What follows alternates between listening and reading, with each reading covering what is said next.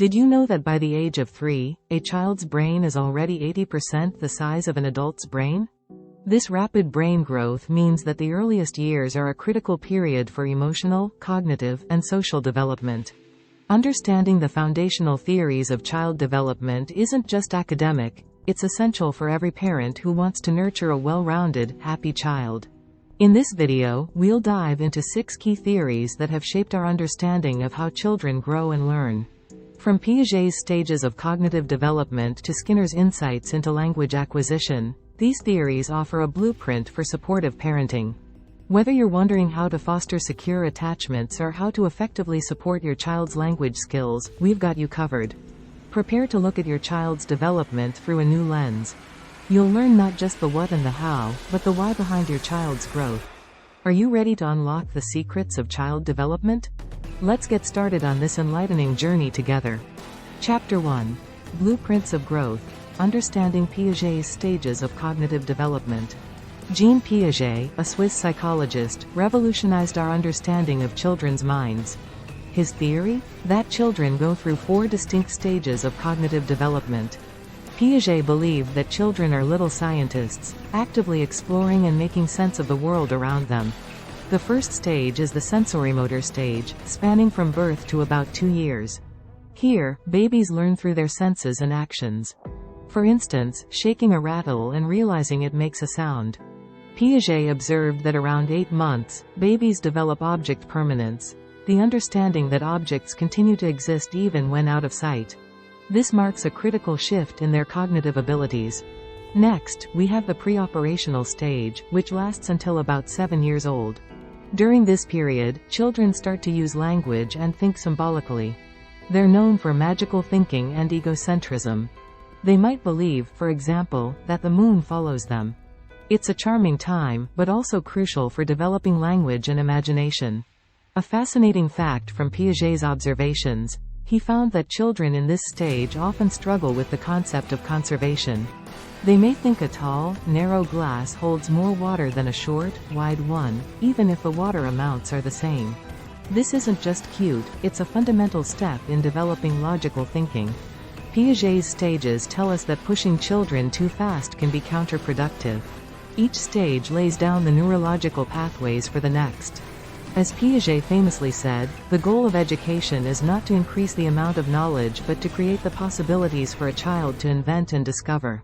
Chapter 2. Wired to Connect. Bowlby's attachment theory unveiled. John Bowlby, another giant in child psychology, introduced attachment theory in the mid-20th century. He argued that the bonds formed between infants and their primary caregivers have a lasting impact.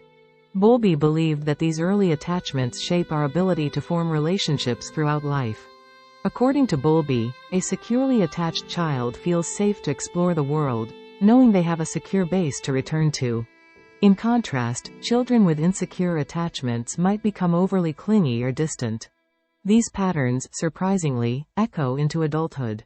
Here's a striking statistic. Research indicates that about 60% of children develop secure attachments, whereas 40% show signs of insecure attachments. This has profound implications for parenting. It suggests that the emotional availability of a caregiver is crucial in fostering security. Bowlby's research emphasizes the importance of being emotionally present. He once noted, "What is essential is invisible to the eye." By this, he meant that children need more than just physical care, they need emotional nourishment. To apply this theory, parents can focus on being consistently responsive. This doesn't mean rushing to meet every whim, but rather being attuned to the child's emotional needs. Encouragingly, evidence suggests that parents who work on their own attachment issues can positively influence their child's attachment style. Both Piaget and Bowlby show us that understanding these developmental frameworks can significantly empower parents.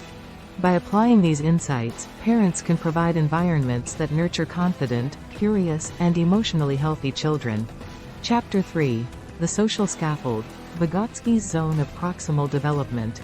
Lev Vygotsky presented a fascinating idea, the zone of proximal development, ZPD.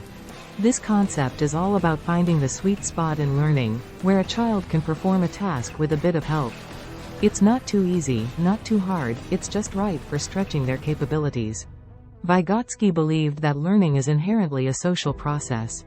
This means children learn best through meaningful interactions with skilled partners, be they parents, teachers, or even peers. He famously stated, "What a child can do in cooperation today, he can do alone tomorrow." Thus, the role of the adult is akin to a scaffolder, providing support and gradually stepping back as the child's competence increases. Practically speaking, how can parents apply the ZPD at home? Start by observing your child as they tackle a new task.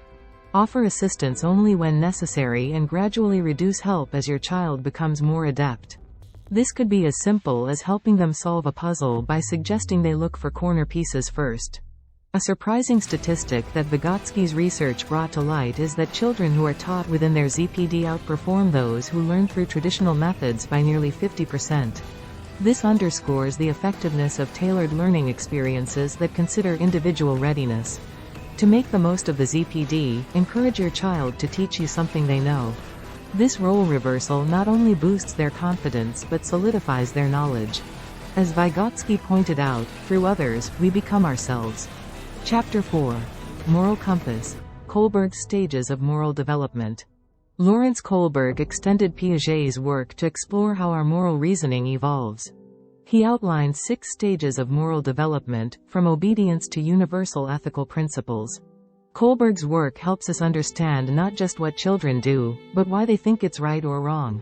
In the first 2 stages, children base their moral decisions on avoiding punishment and seeking rewards.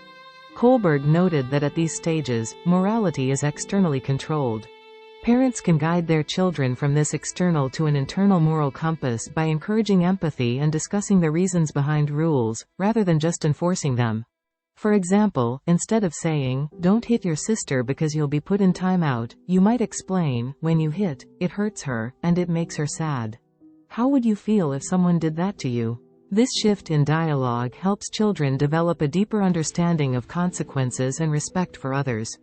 Statistics reveal that most children do not reach the higher stages of moral development until adolescence or even adulthood. This highlights the long journey of moral education and the need for consistent guidance throughout a child's development. Kohlberg's own words resonate deeply here. Moral development is a matter of gradual evolution, not instant perfection. Parents can foster this growth by modeling moral behaviors themselves and discussing moral dilemmas, guiding their children to higher stages of moral reasoning. Chapter 5. The Rhythms of Readiness. Erikson's Psychosocial Development. Erik Erikson's theory of psychosocial development is a cornerstone of understanding how we grow not just intellectually, but emotionally and socially.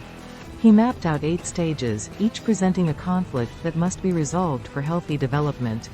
For parents, this theory is a roadmap, showing not just where a child is, but where they're heading.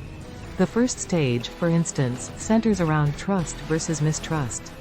Babies learn whether the world is safe based on how reliably their needs are met. If a parent consistently responds to a crying infant with comfort, the child learns the world is a trustworthy place. Erikson believed this sets the tone for all subsequent stages. One practical strategy for parents is to establish routines that reinforce security and predictability, essential for developing trust. Also, during moments of distress, consistent soothing helps reinforce the child's sense of safety. Research supports the long-term benefits of successfully navigating this stage. Studies show that children who develop trust early on are more likely to form stable relationships as adults. Erikson himself noted, "Healthy children will not fear life if their elders have integrity enough not to fear death." Moving into the toddler years, the conflict shifts to autonomy versus shame and doubt. This is when children start to assert their independence. If parents encourage this exploration and support self-sufficient behaviors, toddlers develop a sense of autonomy. However, if parents are overly restrictive or critical, the child may doubt their abilities and feel ashamed. To foster autonomy, encourage safe exploration and praise efforts, not just outcomes. For example, instead of fixing a puzzle for them, guide them with hints. This approach not only builds confidence but also respects their growing need for independence. Chapter 6. The Language Ladder. Skinner's Theory of Language Acquisition. B.F. Skinner, a behaviorist, saw language development as a function of environmental interaction and reinforcement. According to him, children learn language through operant conditioning. They mimic sounds and words they are rewarded for using. Parents can apply Skinner's principles by being attentive listeners and enthusiastic responders.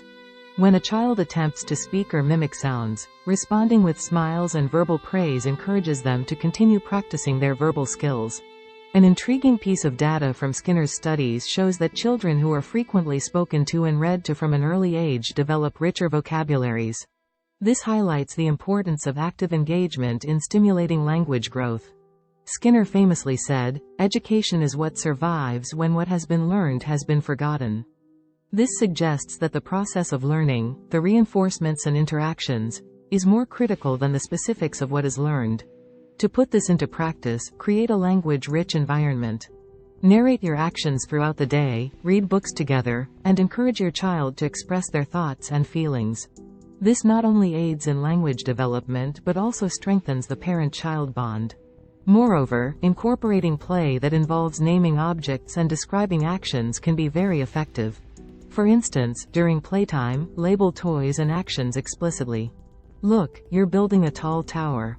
Such interactions are simple yet powerful in reinforcing language skills.